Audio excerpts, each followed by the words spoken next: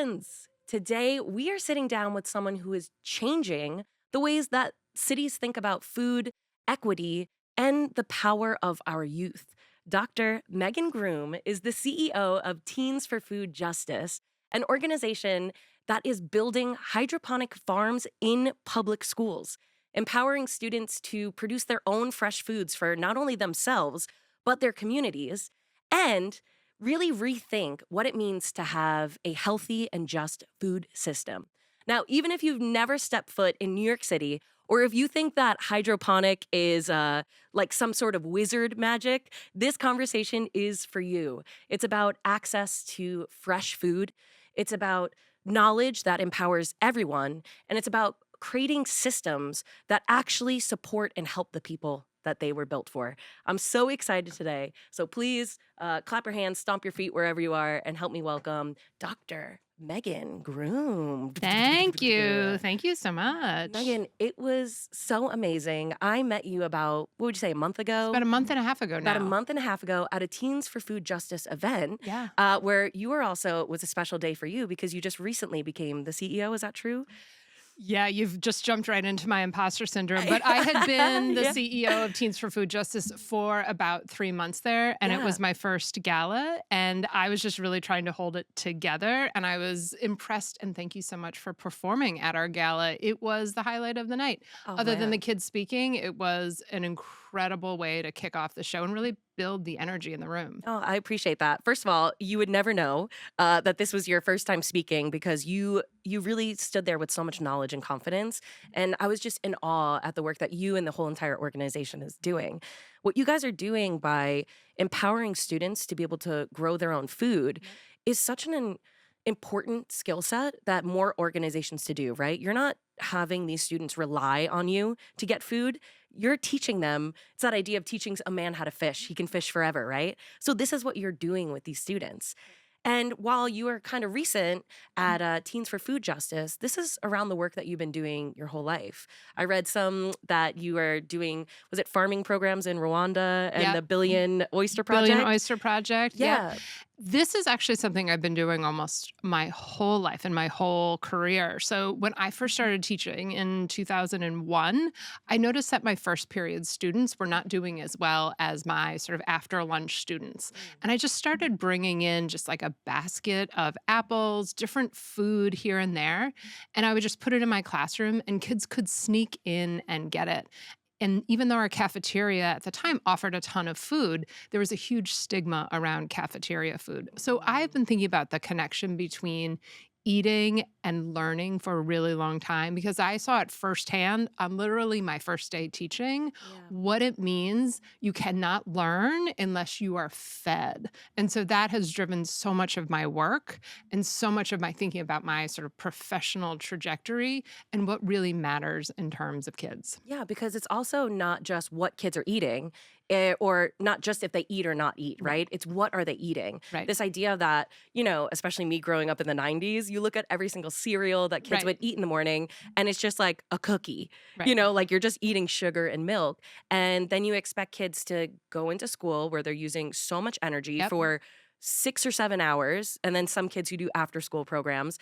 And the type of food sets them up for success as well. Right. If you have that sugary food, you're going to crash, in the middle of the day. And especially if you don't have access to food, which so many kids don't have access to, that affects not just who you are, if you're hungry, if you're not hungry, but I mean, how many times I'm a type of person where if I haven't eaten in a while, my friends will look at me and be like, you need a Snickers. Like the hanger comes out, the hanger monster. Yeah. So for you, like what kind of got you into, of course you were a teacher, but in your own personal life, what kind of drew you into this work?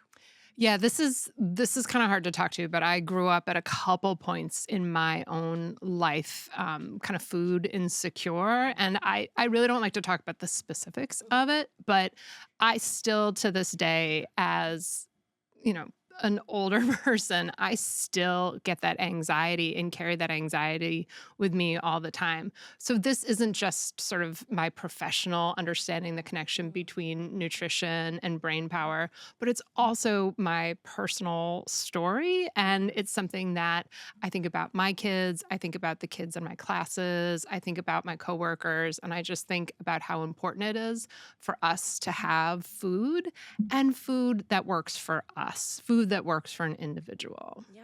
Well, that is really beautiful that your life's mission now, something that you went through, Right. that you're like, we're going to make sure we're actually going to take this. And Right. it's not something that we have to stay on forever, but now we're going to go and change this for the Right. world. Yep. So thank you for doing that. And now, we've been talking about food insecurity. What exactly is food insecurity when we say this? Yeah, food insecurity is kind of a spectrum. It is this lingering dread or feeling that you're not totally sure of where your next meal is going to come from. It is like a gnawing that is in there in your brain, and you're not totally sure if there's going to be food in the cabinet when you go home, whether your credit card is going to clear. Ugh. Mm. Whether Yeah. your credit card is going to clear when you're at the grocery store. And it's kind of a spectrum. So you can have people who never really have enough food, and you can have people who at the end of the month don't have food. And then you can have sort of periodic food insecurity. And it's not just about whether you have access to food, it's about whether you have access to food that you want to eat. So all New York City public school kids have two hot meals a day, breakfast and lunch, but only about 30% of kids actually visit the cafeteria and eat food. And what that says to me as a mom and what that says to me as a teacher is we have to make sure that the food that's available to the kids, the nutrients and the calorie density and all of those things work for them. Because what we're seeing is that even if those hot, nutritious meals are there, there's a lot of reasons that kids aren't eating that food. Mhm. And that's actually one of the things that drives our food production and distribution is that food is grown on the farm and then it goes like down the hall, up an escalator, sometimes just across the way, and it goes into the salad bar, it goes into sandwiches, it goes into something that makes the food tastier. Mm.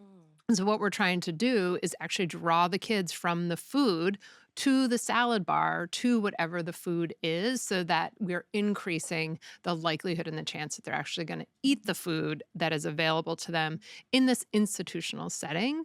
And one of my favorite things that the kids love to do in after school is they'll go and they'll grab a snack. Cheese sandwich, right? Yeah. Two pieces of bread, some mayonnaise, and cheese. Yeah. And what they do is they bring it back to the farm, they pick some herbs, they pull from the spices, and they make this incredibly like zhuzhed up grilled cheese. Artisan. Love it. Yeah. They make this Would like be $28 in a wonderful, cafe right. in And Brooklyn. I just think that's a great example of how kids are using the food that's available to them. And then there's this like plus, plus, plus that the farm itself brings to them. Well, I remember being in school, Mhm. right? And I mean, I don't know how it is now in Mhm. schools, but I mean, the choices that I had was sure there was a salad, but the Mhm. lettuce is already brown Right. and it's like soggy and it just looks like a ghost of itself, Mhm. or it's like a hamburger and it's like a soggy Right. card. It looks like a hockey puck cardboard, Yep. and that type of food not very appetizing. So what would I get?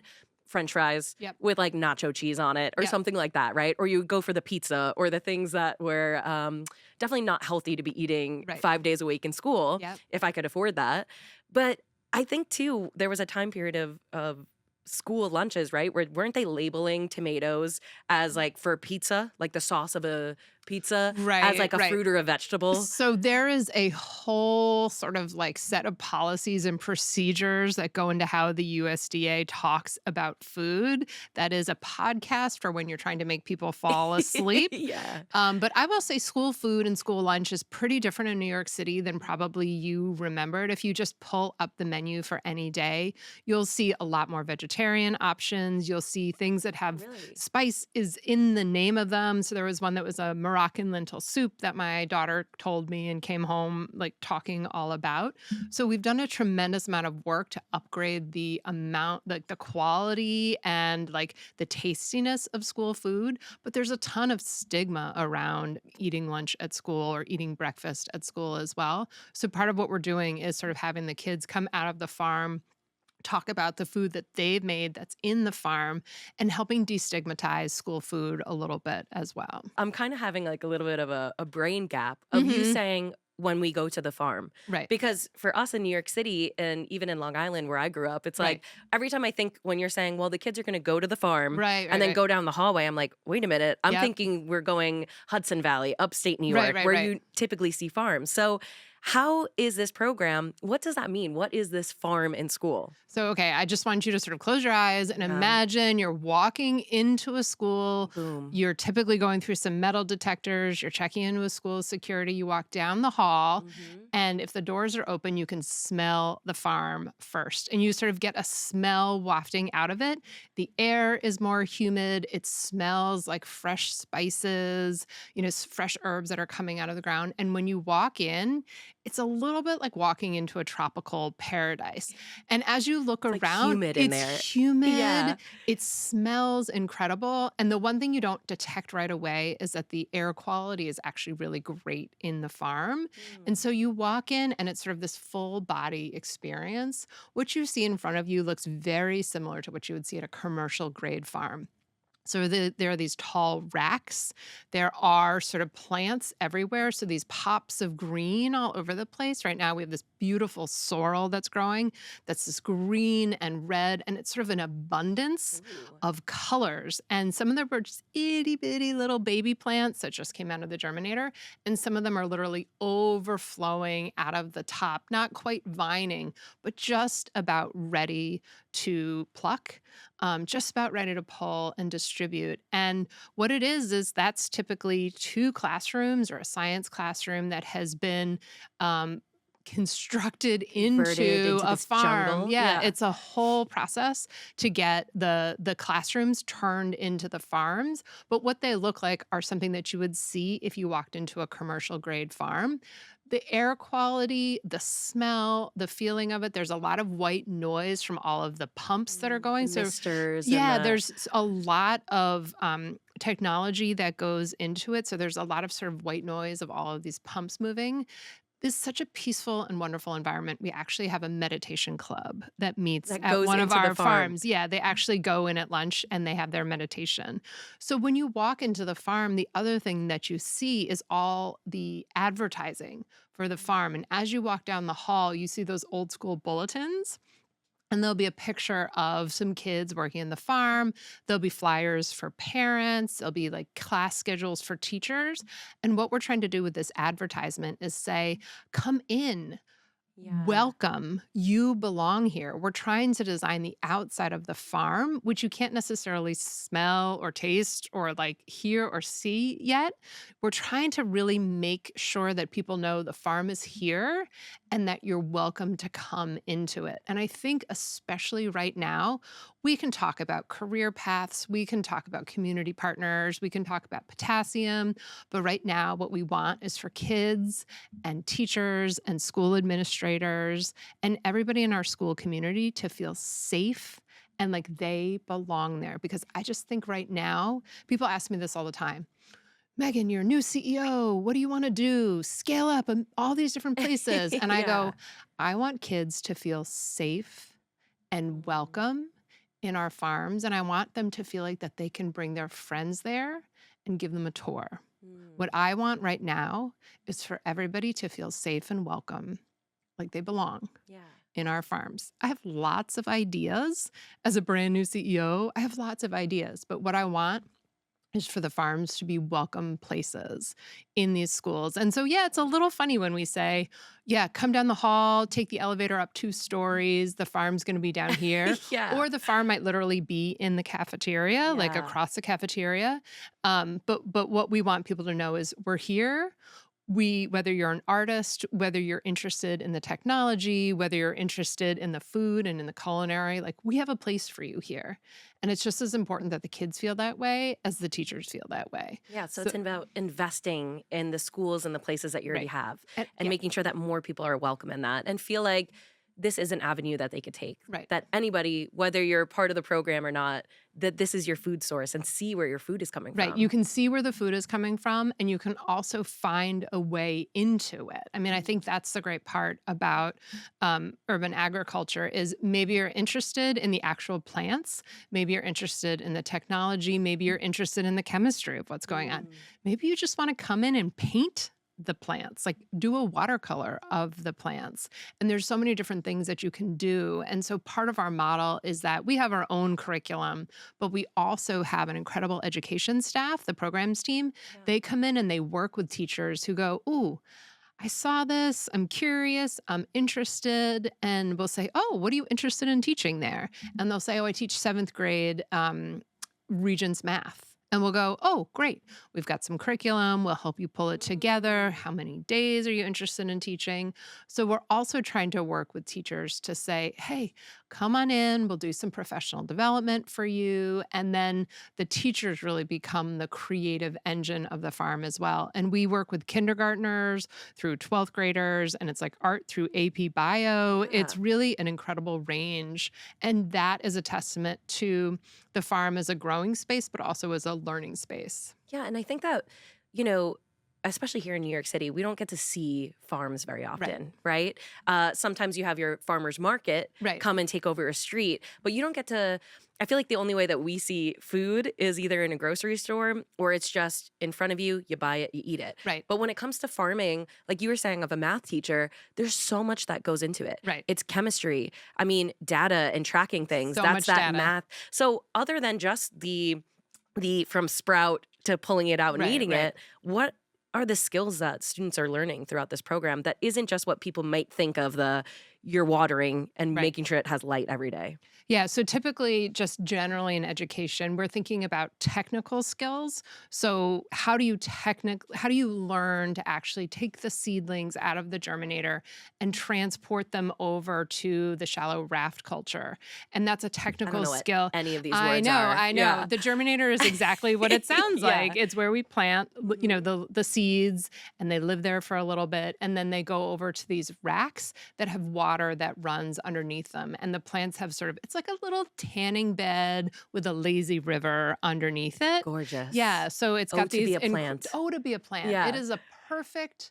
I have to tell you, I walk in there and I am like, I need some sunglasses, Yeah. some sunblock, like maybe like a caftan. Maybe in our next life, Right. we'll come back as some sorrel. So or you have to something. sort of like imagine again these like tall racks, and the plants are on these literal rafts. They're styrofoam rafts, and the plant grows up. It sits in a little bit of like coconut husk, and then the almost like hair coming out. The roots go out into the nutrient-rich water, and they pull up all of what they need from the nutrient-rich water. So they get the solar energy coming from the lights, and they get all the nutrients coming in from the nutrient broth that they're sort of swimming in. And this is what like hydroponic This is right? what hydroponics is. There's no soil. This isn't traditional farming methods. Interesting. This is hydro water. So Thank you growing. for clarifying. Yeah, Not wizard magic at all. By Okay, the way, great. I took Latin for 8 years. This is literally the only thing it's useful for. But yeah, and we have these systems where the water circulates through. And in hydroponics, we use 10% of the water that traditional agriculture uses.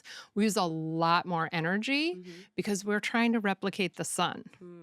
So we have a lot of sort of LED lights that are going at all times. So if you think about the things that the kids are doing in there, we have sort of core 4 areas that we focus on. So the first is going to be what I like to think of as climate resilient agriculture, or agriculture that makes sense in the space at the time for sort of a climate resilient future. For us, it's hydroponics, but there's many other forms of sort of urban hyperlocal agriculture. We also have all of the STEM, which is science, technology, engineering, and math. So we have sort of architects and designers and engineers on the team who actually build the hydroponic systems. We have health and nutrition, which is really important. And then we also have culinary. And then on top, cool. so yeah, culinary is our kids most are learning how to really cook the food as well. They're learning how to cook the food, but they're also learning how to teach others. And layered on top of all of that is going to be policy and advocacy. So the kids get to choose which policies they want to advocate for. So they're also doing internships, they're doing fellowships and stuff like that, depending on how old they are, to really also think about that systematic change that happens at the policy level. So over the past few weeks, as we've been in the largest hunger crisis since the Depression, our kids have really dug into why this is happening, why it's happening now, kind of what's going on that has led to this particular moment in time. And it is very hard. I have an 11-year-old and a 7-year-old.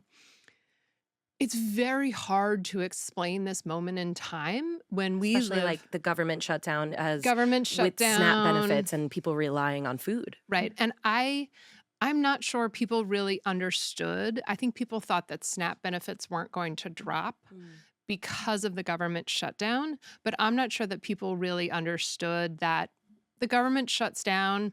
I'm not going to be the person that explains why the government shuts down. Yeah. The government shuts down, but core programs like SNAP, like WIC, that keep people fed, Which is women and children. women That's and, WIC, right? and Yeah. infants, women, infant, and children, making sure that those programs stay funded. There's contingencies within the federal government to make sure that even if the government is shut down, that those funds are still flowing. And that was the crux of what happened in this latest shutdown.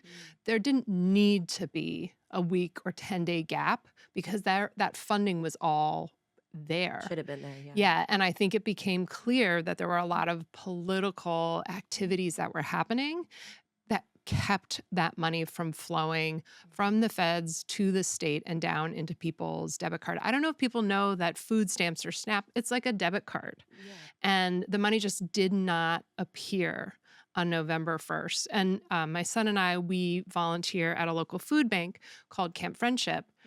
And that, not this weekend, but the weekend before, was really, really hard to walk out of our house, a food safe house, like a food secure house, and to walk into Camp Friendship where almost all of our customers are seniors Yeah.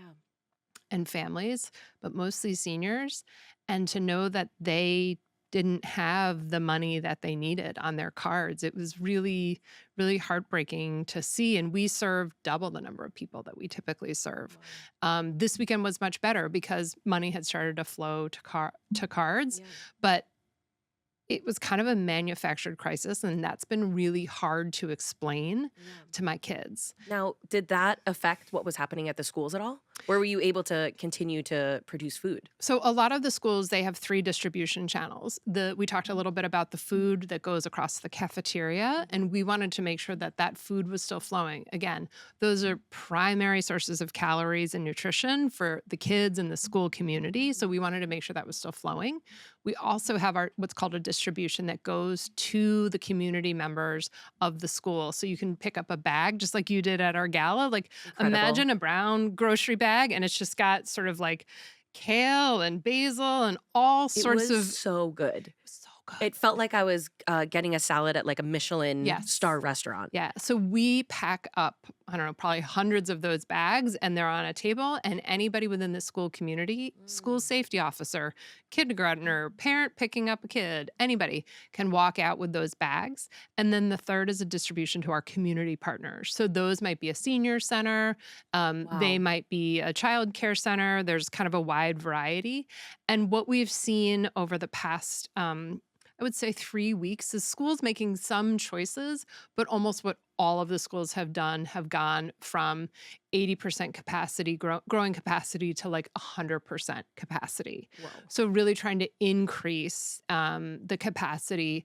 Sometimes farms run at less capacity. They run at 60% capacity or 80% capacity. We have one system that's out because there's some HVAC work that's happening. We have another that's out because of like a fire system thing. There's all sorts of reasons Yeah. that they go out. And so what we've been trying to do is to get them all up to growing as much food as possible. To And help supplement to during that help time. supplement. And even though it can take for, 3, 4, 5, 6 weeks for the food to go from seed to actually in the distribution bag, we wanted to ramp up just to make sure that if this thing kept going on, which in early November it felt like it could, Yeah. that we would be able to meet the need. And also with the holidays coming up, we Yeah. wanted to make sure to meet the need. The other thing is that with the federal shutdown and all of the airports, Mhm. we have a 5 farm hub in the Rockaways. A lot of people who work in the Rockaways are employed by the airports. Mm. So, Yeah. and in South Brooklyn and Eastern Queens. So we also knew that we were dealing with both the SNAP benefits, but also federal Shut down, workers yeah. that hadn't necessarily been paid in a long time. So we tried to ramp up everything the best we could. And we also set on a couple of task force advising elected officials. And for me, um, those were hard calls to get from our elected representatives, Yeah. but also I felt really proud that we had really good answers on what to tell them when people call their elected officials and they say, I'm like completely despondent about this. I can't believe the situation. I want to help. And those elected officials called us, and we were able to pretty quickly pull together sort of a list of ways that people could help. And that made me really proud, not just of our organization, but all of our partners and our networks that we work within. I mean, what an incredible gift that you're not just giving to students, Hmm. you're not just giving to the school. This kind of three-ring approach that you guys Hmm. have where the food goes right to the Yep. cafeteria. All the students get to benefit from it. Yep. Teachers, parents, Yep. School the safety security officers, officers, everybody. anybody, they get it. But also the seniors, the people that live outside Yep. the blocks away from the school. Yep. And with something like you said that just happened, what a beautiful gift to give people where like you stop the panic as well, Right. right? This Right. stress, because as much as not having healthy food is terrible for your health, stress is terrible for your health. Right. So Right. for these families and community members to know, like, oh, we actually do have something Right. to rely on. If everything else goes, we have this. Right. And it's something that, I mean, I just have to say, it is incredible that regular people are creating organizations Hmm. that don't rely on something that from larger systems like a government, Right. that we can have the power to fully feed ourselves, Right. and not just feed ourselves, but feed incredible healthy food to Right. ourselves, Right. which changes everything, Right. right? This idea as well. I mean, food doesn't just change your body, it also saves you money from one, having this fresh food, but then two, health insurance, Right. going to the doctors. This affects every single aspect of our lives. Right. So when it comes to this and this idea of like food insecurity and Hmm. taking care of your community, what do you think are some of like the biggest either myths or misconceptions that you think that people have about this space? I think the biggest one is that people don't think it can happen to them. Mm. I think that is the biggest one is that people don't realize that people who go to food banks who are food insecure are their neighbors. Mm. They're their classmates, they're their friends. There is so much shame around, especially as like a working parent, there's so much shame around not being able to put enough food on the table. And just thinking about us as individuals, as we think about that, just put yourself in the position of someone who can't afford to give your kids the food that you want to give them. I mean, it's crushing to think about that. And I think about that with my kids. I think about what I went through. And I think about, in some ways, people are really similar. We all want what's best Yeah. for ourselves, for our families, for our friends, for our neighbors. All over the world. And I just don't think people understand that food insecurity affects so many of us and for so many different sort of systematic reasons. And that's kind of the biggest misconception. And I think people also don't, there's there's a distancing, I think, when people face sort of this food insecurity and this hunger crisis. Yeah. There's a distancing, I think, that people kind of have to do for themselves, where they say, I would never act that way. I would never buy my child McDonald's every day. I would never give them juice. I would never do that. And I see that all the time where people say incredibly judgmental things. And I think they do it a little bit out of sort of self-preservation. Mm. They've probably never been there before themselves, but if they've been there before, it's really scary. So I think the biggest misconception is that parents give their kids certain types of food because they don't love them the same way that other people love their kids. Yeah. And I find it, and I'm like feeling emotional right now just thinking about it. Yeah. I think because of the work that I do, and the work that so many of us do in this food insecurity space, that we do see ourselves reflected in our students, reflected in the customers at food pantries. You cannot look away from it. Mm. And I just sort of think all the time about, like, thank goodness that these food pantries exist, because you just never know when you're going to be, you just When never you'll know need when it. something's going to happen to you. Yeah. And I have a lot of opinions about sort of hunger in America. And my 11-year-old asked me, why are there even food pantries in our neighborhood? Like, Especially in not only is America or the United States one of the wealthiest nations, but New York City is the right, wealthiest city right. in all of America. Yeah, and I have a lot of opinions about that, but I am still relatively new to this space. So if you want to talk about sort of school inequities, I can talk about that. I have a Yeah. dissertation about it, Yeah. but I'm still really learning this space of sort of food insecurity. But one of the things that I do know as I approach it as like a mom and as a member of the community, is that this is really everywhere, Yeah. and that we're all sort of acting in the same basic way.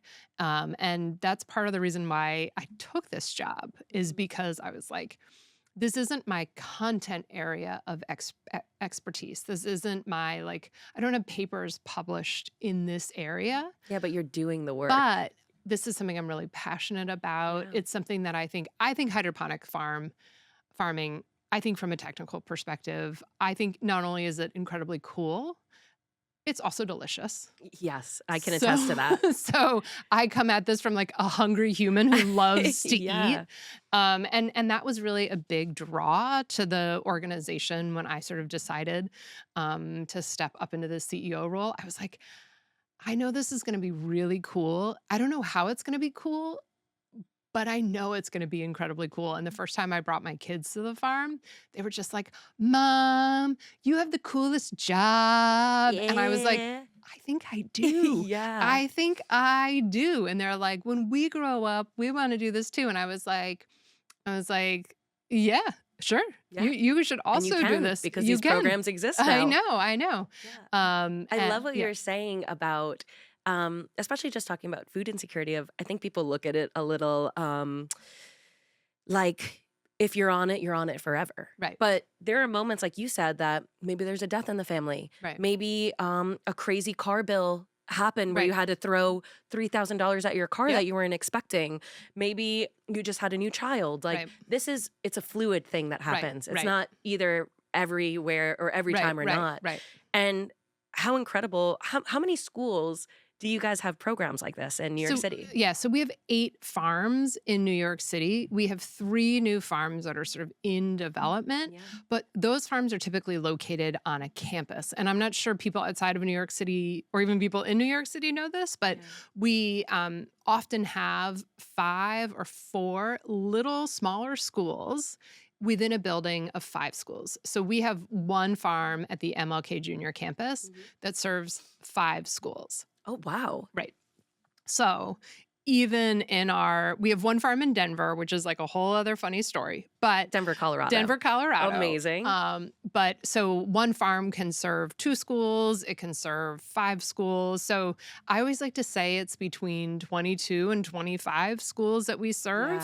Yeah. And one of the things that I'm really trying to do is actually make sure that all of the schools within a campus are coming into the farm. So that's been a big part Mm. of the work that we've been doing. This idea of sort of building a sense of belonging and welcoming is to actually do a lot more outreach to be able Like to field say, trips for the kids to yeah, come how see? come you Mm. haven't come to the farm before? And there's lots of different reasons.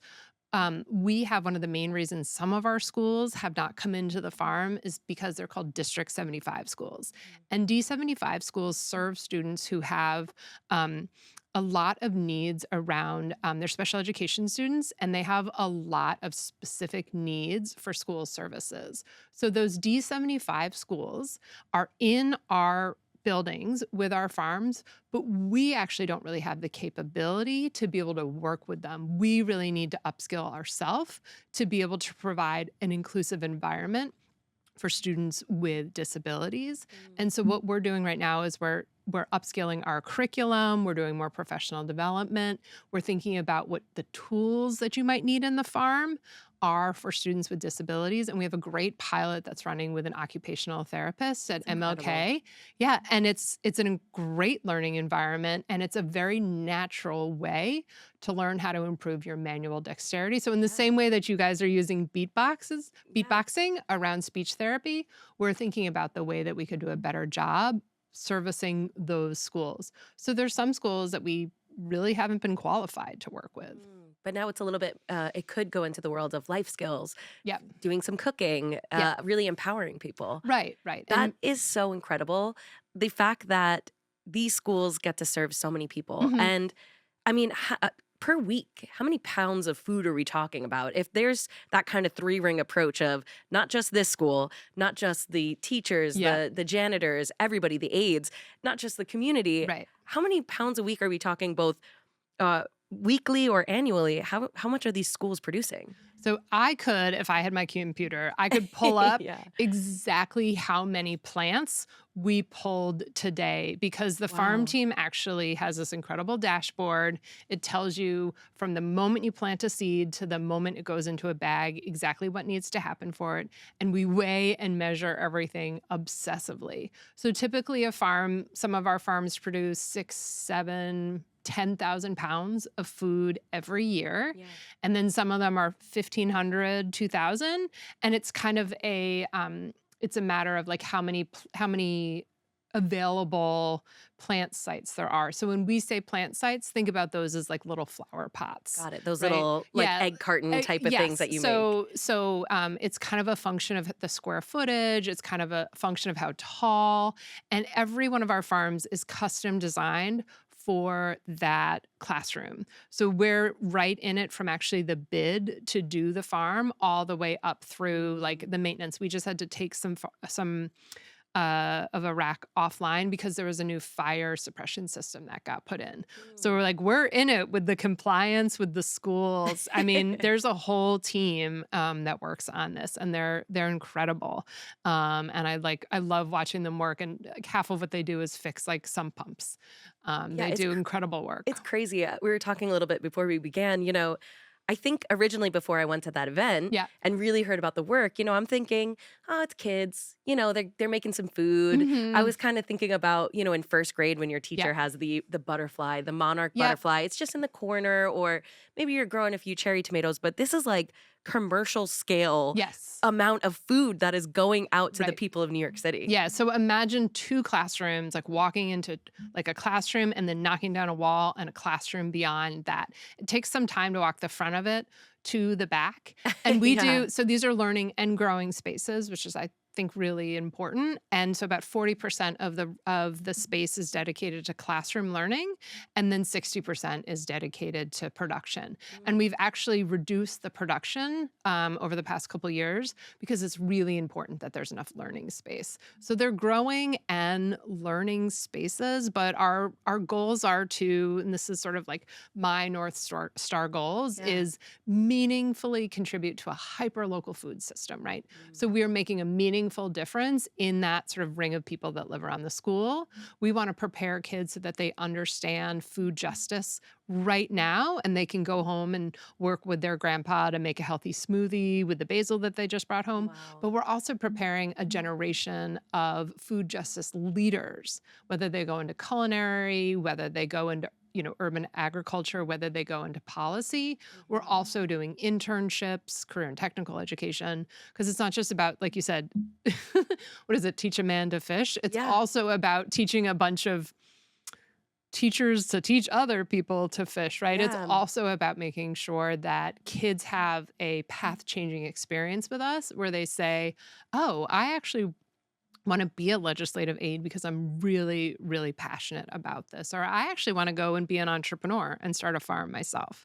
So it's about sort of now and the future. And that's how the programs are designed. And it's also what's really incredible, it's raising the standard of what they think is healthy, Yes. real food. Because I've lived in New York City. I grew up in Long Island. Hmm. I've lived in here for the last 15 or so years. Yep.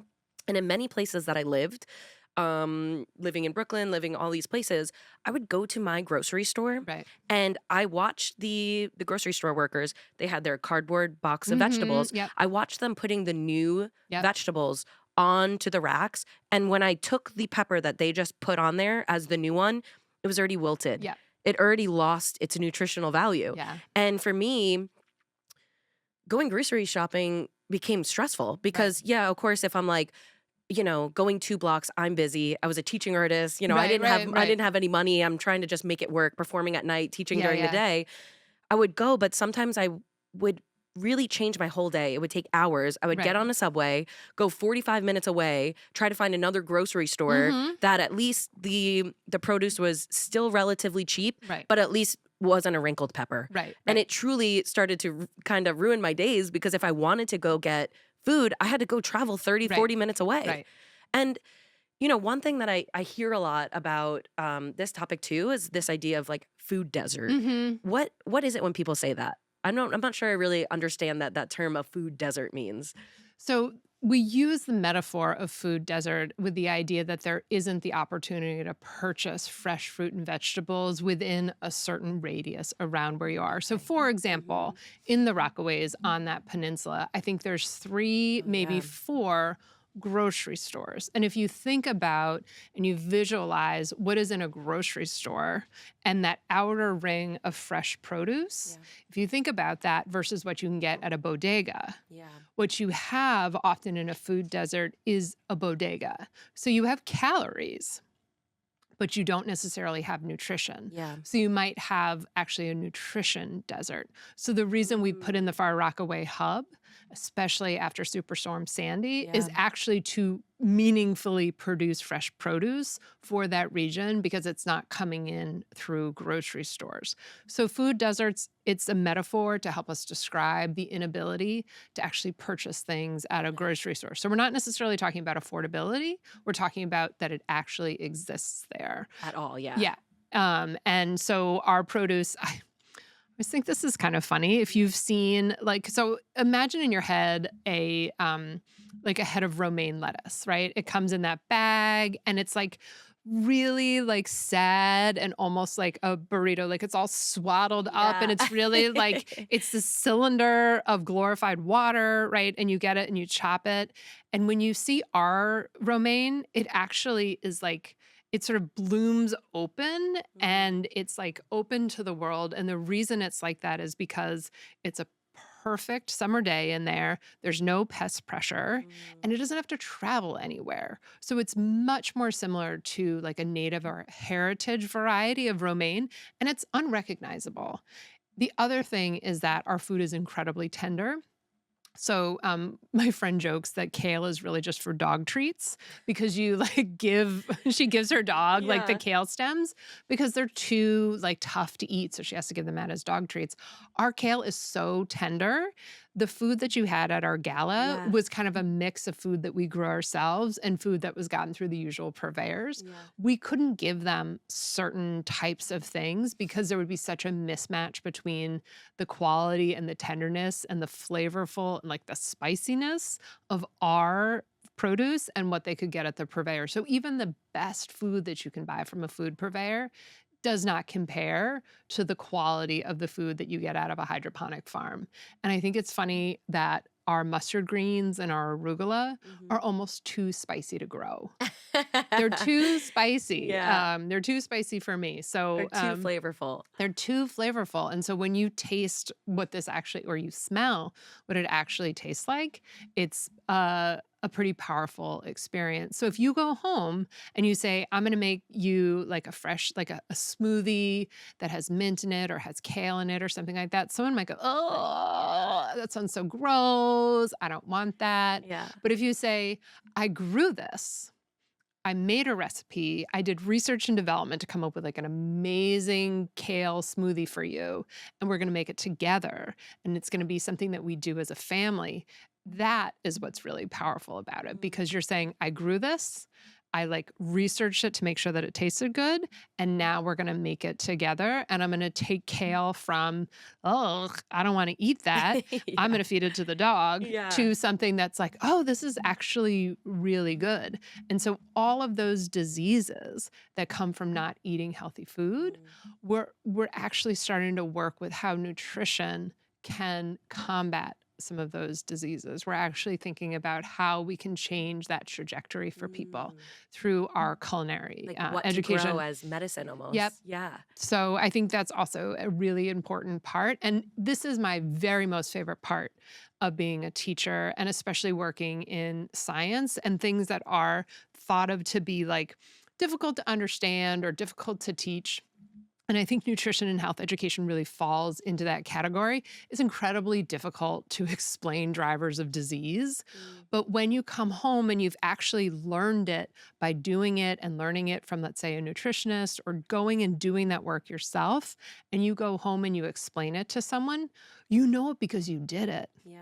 It's not like you learned it for the regents. It's not like You you learned didn't it for some memorize it. test. Yeah, Yeah. you didn't like, I always joke like with my kids, like, well, you have to learn it for the state of New York and that's it. You didn't just Yeah. learn it for the state of New It's York. not a Scantron. You actually started like weeks ago thinking about a kale smoothie project and went all the way to thinking about how you were going to explain it to other people because we do all these like beautiful recipe cards and recipe development. So it's like a full cycle that kids go through and then they're so excited to talk about it. Yeah. And as a teacher in that what we call experiential learning, like learning by doing, I don't think it gets any better than that. Yeah, they're not studying. They are a farmer, a chef, and then Mhm.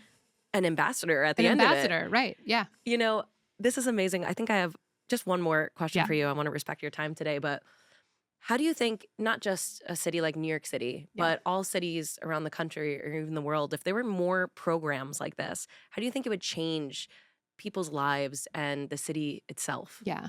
So we talked a little bit about like our memories of in fourth grade growing seeds or getting to do some sort of special project in school where you actually got to like build a thing. And I think that's actually the seed of what we want. We want teachers to be able to build a thing. We want them to have the resources to be able to say, I want a fancy hydroponics farm, or I want this unfancy pile of wooden blocks that my kids are going to use to be able to build tall towers. Mm. And I think that is what I want teachers to be able to do. And I want schools to be able to understand that by learning by doing, experiencing these things yourself, where it's actually connected to the real world, there's a why behind we're doing it and giving teachers sort of the ability to do that, the resources to be able to do that, and then really to think about other nonprofits and other sort of public-private partnerships that allow that connection between artists, Mm. farmers, whoever you are, to come in to be able to say, this is how what you're doing in class today relates to the real world, because that's the why. Mm. That's what drives the learning, not the like get a good grade on the test. And Yeah. it doesn't really matter what the subject is. It doesn't really matter what we're building. It's that we're building it sort of together. Yeah. You know what? I lied. I have one more. Okay. What what changes? We've been talking about the students and some of the students Yeah. spoke at the event, but like what are some of the changes that you've seen within the students because of this program? Well, I don't know these students that well. I know a couple of the students, and I know a lot of the students came to the why in their own particular way. And so there were a couple of interns who I got to meet them on their first day and I got to meet them on their last day. And two of them were nursing students. So they were like pre-nursing school students. And they talked about how coming in and learning hydroponics is like machines that grow food. It's like a pretty intensive system. There's tubes, there's liquids, there's all sorts of stuff everywhere.